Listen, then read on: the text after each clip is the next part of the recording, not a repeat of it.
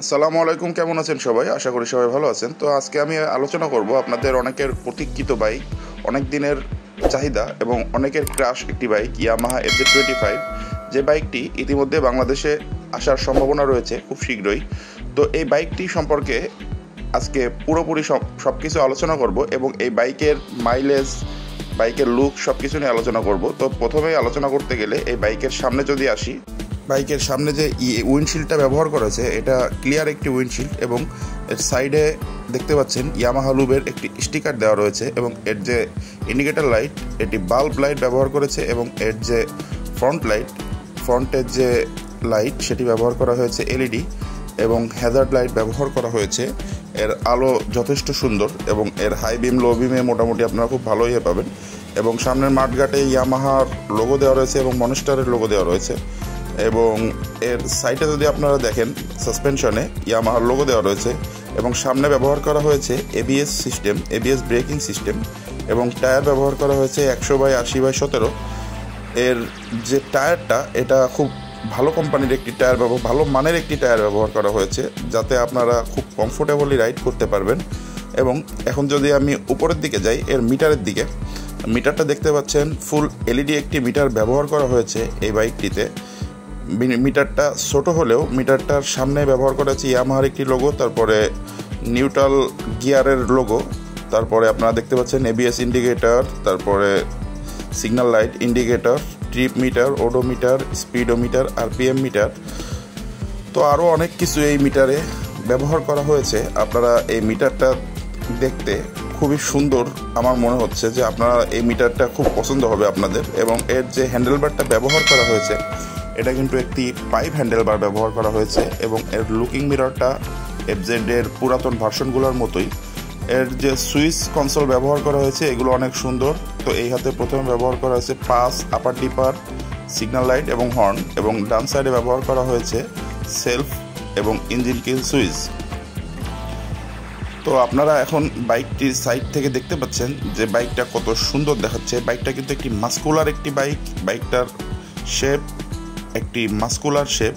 এই বাইকটা কিন্তু ইঞ্জিনিয়াররা অনেক সুন্দর করে তৈরি করেছে। এর সাইডে আপনারা দেখতে পাচ্ছেন মনস্টারের লোগো, FZ25 এর লোগো এবং এর যে কালার কম্বিনেশনটা কিন্তু ফুল মনস্টার এডিশন। আপনারা বাংলাদেশে যে ইয়ামাহা R15 ভার্সন 3 বা ভার্সন 4 দেখতে পান, এর মনস্টার এডিশনে যেমন কালার তেমনই কালার ব্যবহার করা হয়েছে এবং এর সাইড কভারেও মনস্টার এনার্জির স্টিকার দেওয়া রয়েছে, যেটার কারণে বাইকের লুকটা অনেক সুন্দর দেখায়। এবং আপনারা যদি রেয়ার সেকশনে আসেন, 140, 70, 17 টায়ার ব্যবহার করা হয়েছে এবং এর যে টায়ার এর সম্পূর্ণটা সামনে এবং পেছনের দুটোই MRF এর ব্যবহার করা হয়েছে। এর পেছনের যে ডিস্ক তার সাথেও ব্যবহার করা হয়েছে ABS। বাংলাদেশে আমরা যে মডেলগুলো দেখতে পাই FZ ভার্সন 3, সেটাতে ব্যবহার করা থাকে শুধুমাত্র সামনে ABS, কিন্তু পেছনে ABS ব্যবহার করা থাকে না, কিন্তু এটাই ব্যবহার করা হয়েছে। এর পেছনের সাসপেনশন মনোশক ব্যবহার করা হয়েছে এবং সাসপেনশনটা অনেক মোটা।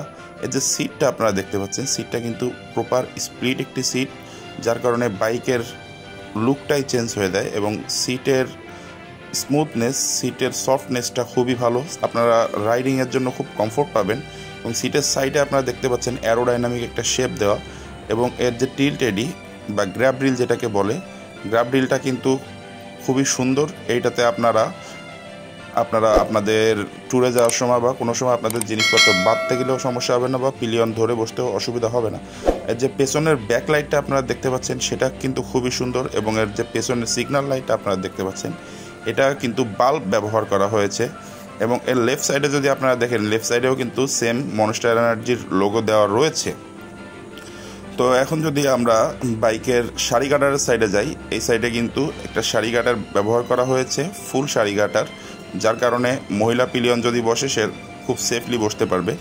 এবং এর যে গিয়ার দেখতে পাচ্ছেন, গিয়ার লিভারটা কিন্তু সচরাচর বাইকের মতোই এবং এর যে আপনারা স্ট্যান্ডটা দেখতে পাচ্ছেন, সাইড স্ট্যান্ডের সাথে দেখতে পাচ্ছেন ইঞ্জিন কাট অফ সুইচ লাগানো রয়েছে। আপনার যদি সাইড স্ট্যান্ড ফেলানো থাকে তাহলে ইঞ্জিন বন্ধ থাকবে। এবং এই বাইকটির যে ইঞ্জিনে ব্যবহার করা হয়েছে 250 সিসির একটি ইঞ্জিন, যার ব্যবহার করা হয়েছে single cylinder air cooled 4 stroke SOHC 2 ভ্যালভের ফুয়েল ইনজেকশন ইঞ্জিন। তো এই বাইকটিতে ব্যবহার করা হয়েছে ম্যাক্স 249 সিসির একটি ইঞ্জিন। এর ম্যাক্সিমাম পাওয়ার আপনারা পাবেন 20.9 হর্স পাওয়ার @8000 RPM এবং ম্যাক্সিমাম টর্ক আপনারা পাবেন 20.0 নিউটন মিটার @6000 RPM। তো এই বাইকটিতে গিয়ার বক্স হিসেবে ব্যবহার করা হয়েছে 5 স্পিড গিয়ার বক্স, যেটা এই বাইকের খুবই একটা খারাপ দিক। 250 সিসির বাইক হিসেবে এই বাইকটিতে মিনিমাম 6 গিয়ার ব্যবহার করা উচিত ছিল আমি মনে করি। তো এই বাইকটিতে যে ওজন দেওয়া হয়েছে, এই বাইকটির ওজন কিন্তু 157 কেজি। তো এই বাইকের টপ স্পিড আপনারা পেয়ে যাবেন 150 মতো এবং এই বাইকটিতে আপনারা মাইলেজ পাবেন কোম্পানি ক্লেম করে 40 কিলোমিটার মতো এবং এই বাইকটির যে সিট হাইট সেটা কিন্তু 795 মিলিমিটার। এই বাইকটিতে ফুয়েল ট্যাঙ্ক যথেষ্ট বড় দেওয়া হয়েছে, যেটা হলো 14 লিটারের, যার কারণে আপনারা লং ট্যুর বা সিটি রাইডের সময় আপনারা অনেকটা ফুয়েল লোড করে বাইকটি চালাতে পারবেন। তো এই বাইক সম্পর্কে অনেক কিছুই তো জানা হলো। তো এই বাইকের প্রাইস সম্পর্কে যদি আমি আলোচনা করি, তো বাংলাদেশের বাজারে আসলে এই বাইকের প্রাইস হতে পারে 4 লক্ষ থেকে 4,30,000-এর মধ্যে, যেটা ইয়ামাহা অফিসিয়ালি আপনারা পেয়ে যাবেন। তো এই ছিল আজকের ভিডিওটি কেমন লাগলো কমেন্টস করে জানাবেন এবং সাবস্ক্রাইব করে চ্যানেলের পাশে থাকবেন।